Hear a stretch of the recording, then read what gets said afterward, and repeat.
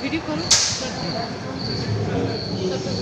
कहते हैं कि 460 करोड़ वर्ष पहले प्रचंड धूल के बवंडर से हमारे सौर जगत का जन्म हुआ। धीरे धीरे पृथ्वी शीतल होने लगी, बहुत सारे गैस बाहर निकलने लगे और पृथ्वी के चारों ओर वायुमंडल के रूप में छा गए। इन गैसों ने बिजली की कड़क और बादलों की गरज से मिलकर एमाइनो एसिड का निर्माण किया। प्राय 350 करोड़ वर्ष पहले प्रथम एक कोशिकीय जीव की रचना हुई।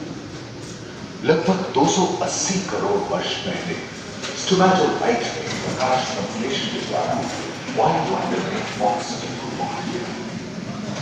वायुमंडल में ऑक्सीजन के स्तर में निरंतर वृद्धि से 120 करोड़ वर्ष पहले एक से अधिक न्यूक्लियस वाले बहुकोशिकीय जीव का जन्म हुआ। इस क्रमिक विकास से ही ब्लैक होल, जेलीफिश, स्टारफिश, नॉटिलॉइड से सागर के किनारे वाले अंचल में पौधे लहराने लगे। बहुत तेजी से विभिन्न प्रजातियों की मछलियां विकसित हुई। यहाँ जो विशाल मछली दिख रही है उसका नाम है डार्विनियस।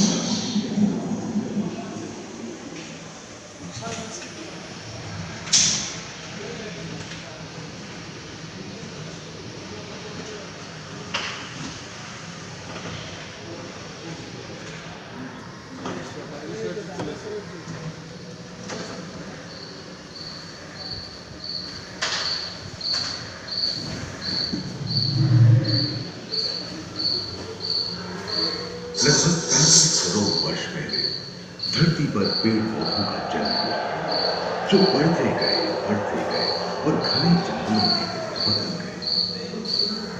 घूम, मकड़े, आदिम पंखहीन पतंग एवं एक टेगा जैसे उभयचर प्राणियों का आविर्भाव हुआ। सरीसृप जैसे स्तनपायी डायमेट्रोडॉन प्रकट हुए, जिसकी पीठ पर नौका के पाल की तरह एक अंग था, जो ताप को नियंत्रित रखने में मदद करता है। सरीसृप की तरह ही एक अन्य स्तनपायी प्राणी साइनोमेट्रिस इन दिनों काफी प्रभावशाली हो गया था। इसकी विशेषता कुत्ते से बहुत मिलती थी।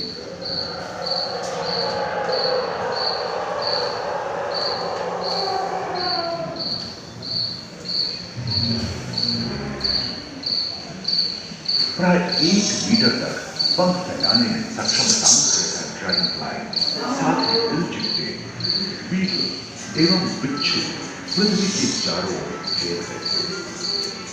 धरती में पाए जाने वाले अधिकांश कोयले कार्बन गैस युक्त मृत पौधे से उत्पन्न हुए थे, जो कि धरती के अंदर दब गए थे।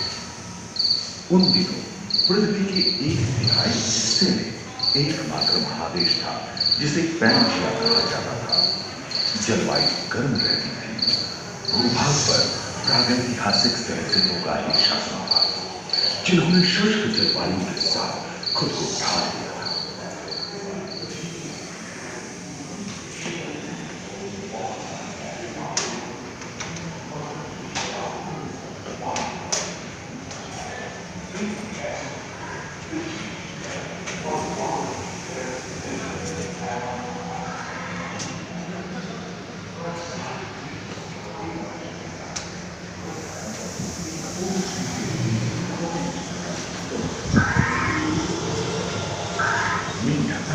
कछुओं और मगरमच्छों का जन्म लगभग 22 करोड़ वर्ष पहले इस धरती पर हुआ था। स्तनपायी जीव चूहे जैसे आकार की प्राचीन सरीसृप समाप्त हो गए और उनके जन्म डायनासोर ने देखा था। यह घटना प्राय 20 करोड़ वर्ष पहले करी थी। डायनासोर विभिन्न आकार एवं माप के थे और धरती के कोने कोने में फैल गए थे एवं जलवायु के अनुकूल खुद को ढाल दिया था।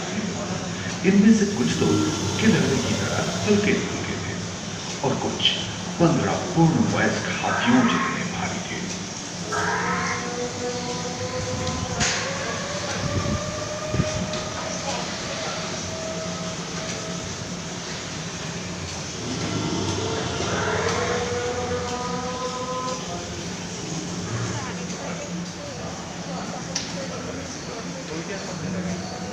कुछ 4 पैरों से चलते थे, तो सियालोफाइसिस 2 पैर वाले डायनासोर थे। ब्रेकियोसॉरस की लंबाई 23 मीटर थी, जो कि एक टेनिस कोर्ट की लंबाई जितनी थी, और इसका वजन 75 टन था। आकाश और सागर में प्लियोसॉरस समुद्र में रहते थे। सबसे प्राचीन हवा में इसी दिन प्रथम पक्षी आर्कटस का उदय हुआ।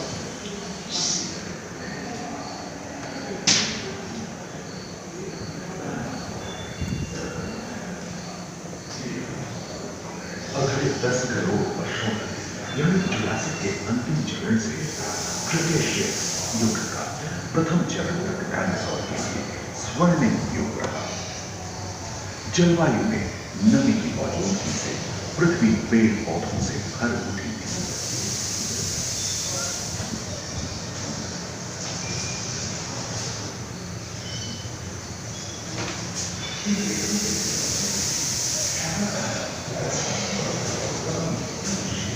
पैंजिया महादेश खंडित होने के कारण भारत एशिया की ओर खिसकने लगा था। महादेशी प्लेटों में हलचल होने से ज्वालामुखी के रूप में लावा निकलने लगी थी। इसके फलस्वरूप आए भूकंप से विभिन्न भौगोलिक आकार एवं आकृतियां निर्मित हुई। स्पाइनोसॉरस की पीठ पर नौका के पाल एक अंग हुआ करता था, जिससे वो अपने शरीर की ताकत नियंत्रित करता था। वेलोसिराप्टर, गैलीमाइनस एवं ओविराप्टर जैसे छोटे डायनासोर को ओलंपिक के तेज धावकों की तरह दौड़ सकते थे। पैरासाउरोलॉफस और कोरिथोसॉरस के सिर पर कलगी होती थी। करीबन 5 मीटर लंबे पंख वाले टेरोनोडोन उड़ने एवं फिसलने में माहिर थे। सुनने में विचित्र लगे, पर अधिकांश डायनासोर जैसे कि ट्राइसेराटोप्स और एंकिलोसॉरस लोरेसिया और ओंकारा नाम के 2 भूखंड महादेशों में पाए गए एवं समुद्री कर्क के कठोर आवरण रॉकी एवं अन्य पर्वत श्रेणियां निर्मित हुई।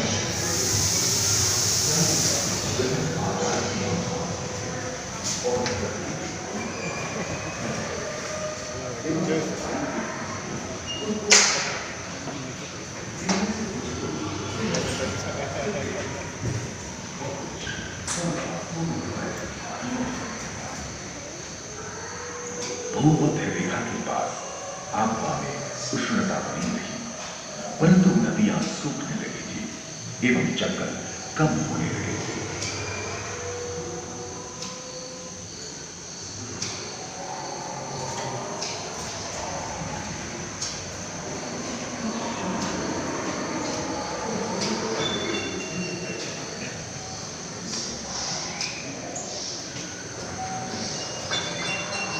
एकांत महादेश में जीव जंतुओं का विकास स्वतंत्र रूप से शुरू हुआ। सबसे पहले पुष्प वाले पौधे धरती पर विकसित हुए एवं परागण के लिए कीट पतंगों के साथ संपर्क स्थापित हुआ। वे तेजी से धरती पर बढ़ने लगे। इसी समय पहली बार धरती पर सांपों का जन्म हुआ। डायनासोर में सबसे भयंकर था टिरानोसॉरस रेक्स।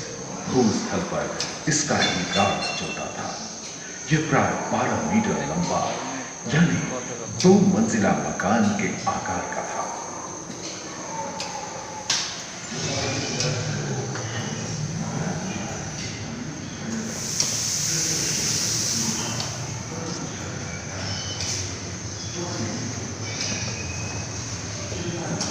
इनके हमले से बचने के लिए शाकाहारी एंकिलोसॉरस अपनी पूंछ के मुड़कर के इस्तेमाल करते थे। सभी डायनासोर प्राय 6.5 करोड़ वर्ष पहले ही विलुप्त हो चुके थे। आगे सुनो। एक अनुमान के अनुसार एक बहुत बड़ी गुहिका पृथ्वी से जा टकराई, जिसके फलस्वरूप उत्पन्न धूल के विशाल मेघ ने हजारों वर्षों तक सूरज की किरणों को धरती पर पहुंचने से रोक दिया। और उस पर विशाल का जान पर्याप्त आहार और भूख के कारण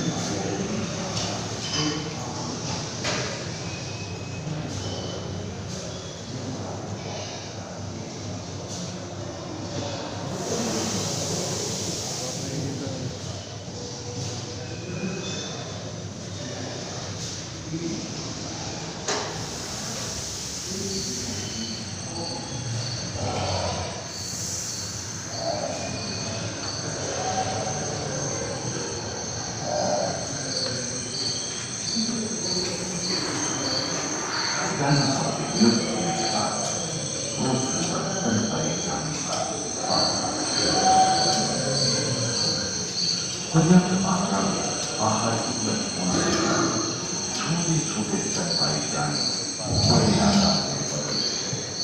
इसी तरह बड़े बड़े शाकाहारी एवं मांसाहारी स्तनपायी प्राणी विश्व के कई हिस्से परिवर्तित हुए।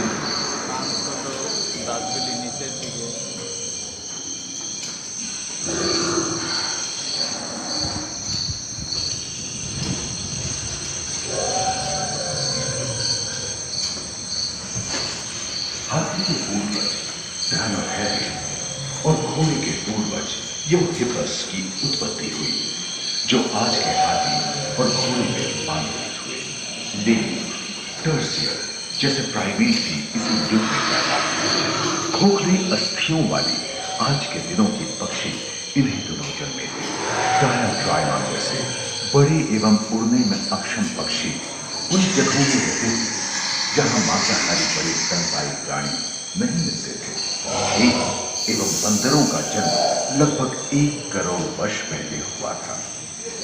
इस समय ही आदि मनुष्यों का भी आविर्भाव हुआ। जलवायु में शीतलता आने लगी एवं ध्रुवों पर बर्फ की चादर।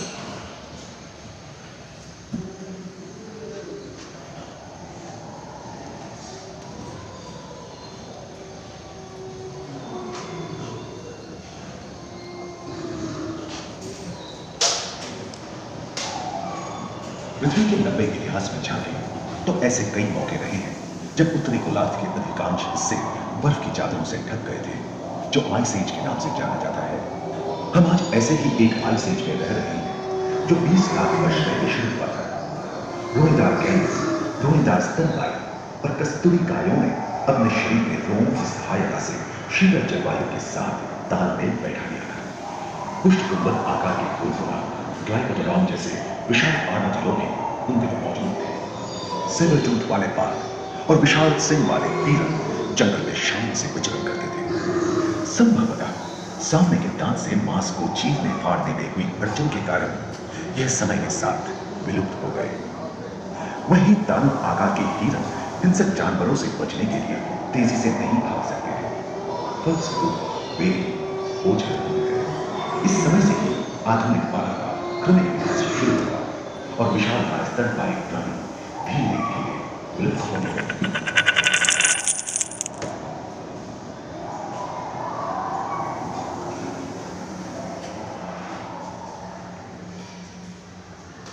उम्मीद है कि आपको इस सफर में मजा आया होगा, जहां जीवन विकसित होकर लाखों अन्य रूपों में परिवर्तित हो गए। दूसरे फ्लोर पर ह्यूमन इवोल्यूशन पैनोरमा में मानव की यात्रा और विज्ञान और तकनीक तथा अत्याधुनिक तकनीक की भारतीय विरासत का भी उसकी और के पहले फ्लोर पर आनंद लिए। अपने अनुभवों को यादगार बनाने के लिए दोबारा आप सब जरूर आए साइंस सिटी में।